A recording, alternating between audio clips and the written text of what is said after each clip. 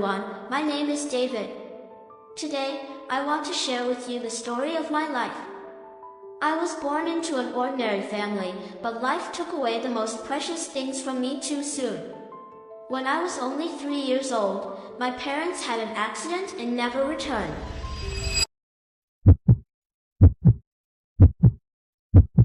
Since then, I lived with my grandmother, the only family I had left.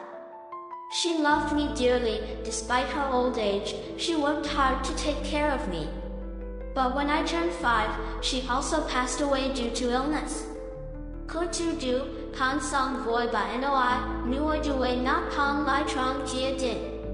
But Huang con vio con, du tuoi de chao and hung van gang wong lam vip de nui con. And hung roy, kai con 5 tuoi, but kung roy exe con vi ben nan. With no one left to care for me, I had to survive on my own.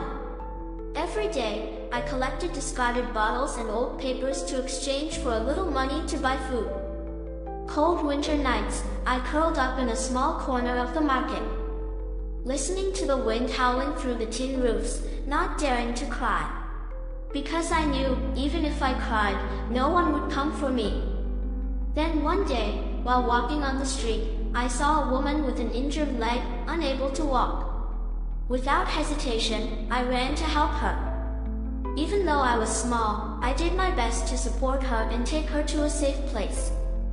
When she learned about my situation, that woman, Miss Anna, looked at me with deep emotion. She decided to adopt me. For the first time in years, I felt the warmth of a family again. I no longer had to sleep on the streets or suffer from hunger and cold. I knew this was the gift that God had given me when I was at my lowest. One day, while cleaning the house, I saw an old piano in the corner of the room. My small hands touched the keys, and at that moment, the music inside me came to life.